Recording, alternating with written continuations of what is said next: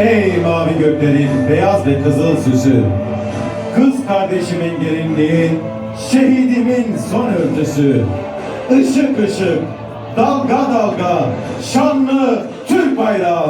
Alkışlarınızla efendim. Bayrakları bayrak yapan üstündeki kandır. Toprak, eğer uğrunda ölen varsa vatan,